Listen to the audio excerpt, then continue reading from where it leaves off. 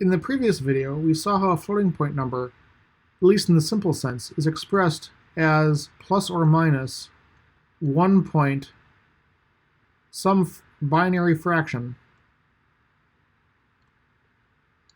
times 2 to some exponent.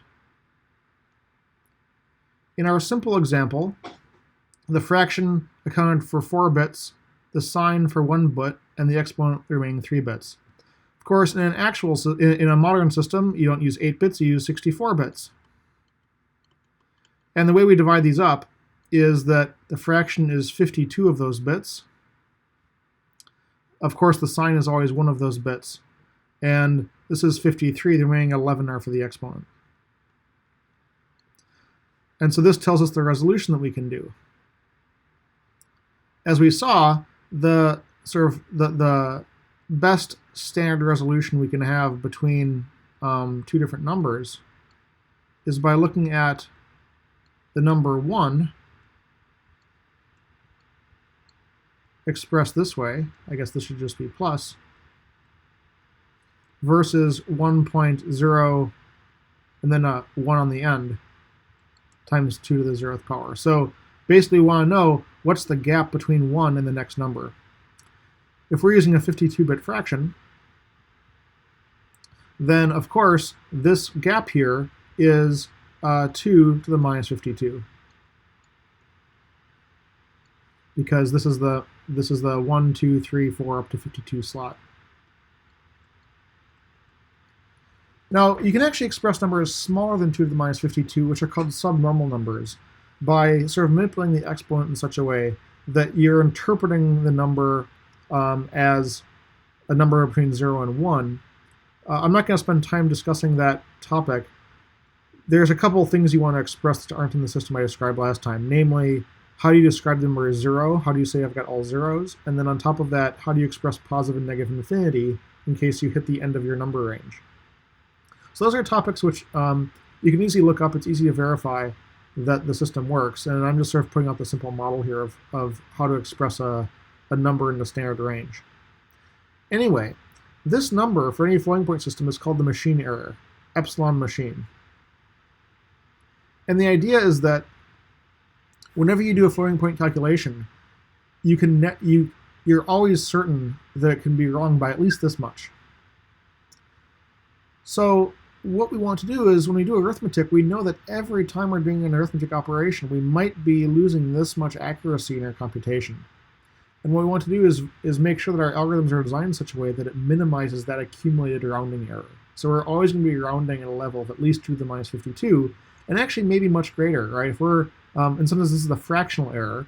If I increase the exponent, then this last digit increases proportionally, or I should say it increases exponentially proportional to the exponent that you put up here. So if you have, say, 1024 up here by having a 1 in the 10th position, then this would be 2 to the minus 52, 2 to the minus 42 accuracy. But as a proportional error, that would be the same. So this is the proportional error we have on any basic arithmetic computation.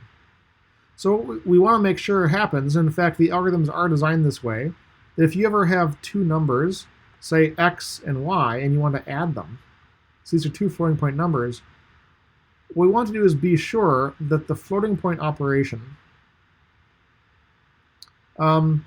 is almost the same thing as the actual mathematical operation. So here the plus indicates the actual mathematics, and the plus in a circle means the floating point computation the computer does using this internal representation.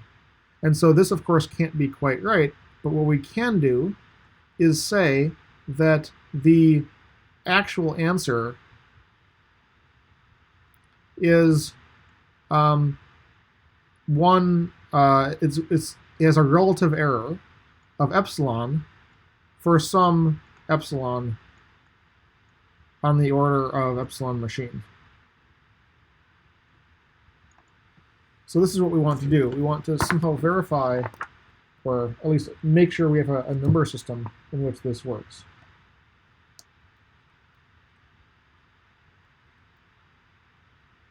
So this is the key problem with floating point arithmetic, is that when you add two numbers, or subtract two numbers, or multiply two numbers, or divide two numbers, we want to be sure that this same relationship holds. So whenever we do an arithmetic operation, we might be introducing error, but we're sure that it's somehow bounded by the machine error in a reasonable sense. By the way, this error could be positive or negative, so I should probably put absolute values here. So this is called the fundamental axiom of floating point arithmetic.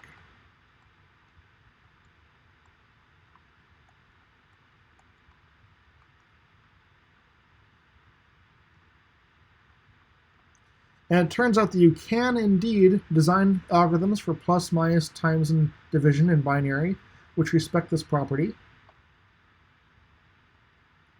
And essentially, if your computer doesn't do this, the computer is broken.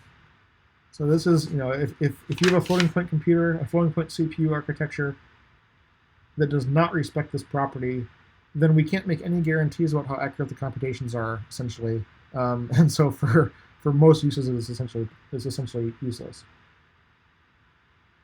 There are some additional subtleties, but what this means is that when we talk about the efficiency of an algorithm, so you might say that an algorithm is order of n, where n is the length of a vector, or order of n squared if you have an n by n matrix and you're doing some computation on it. Say a computation like computing the determinant. So when you're doing a computation, and you count the number of steps it takes to do the computation, those are steps of floating point arithmetic. And that means that when you say something like, my algorithm is, let me just clear my screen here. So if you say something like, my algorithm is order of, say, n squared m for some operation,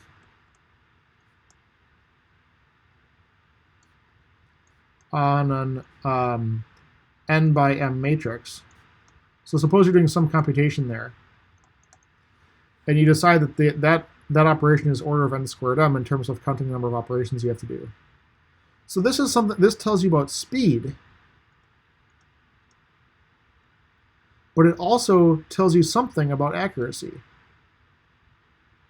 So speed, of course, is how many steps the CPU have to do in order to complete that process. But in terms of accuracy, it's also saying if you have to do that many steps of arithmetic, then this is how many little epsilons might sneak into your problem. So when you design algorithms, you have to account for you want to minimize the number of operations, not only to make it faster, but also to make it more accurate. Now on top of that, accuracy is more subtle than speed for various reasons. For one thing, sometimes you can do computations in a clever way, whereby rearranging the order of operations, even though it's the same number of operations, you might say you get the errors to cancel. If you can guarantee that one error is usually positive and the other one's often negative, maybe you can somehow have the errors average out. So a lot of the effort that goes into numerical linear algebra is thinking about these classical algorithms, like row reduction or determinants, in such a way that you can minimize the time it takes for the algorithm to run, but more importantly, you can minimize the error that accumulates throughout the computation.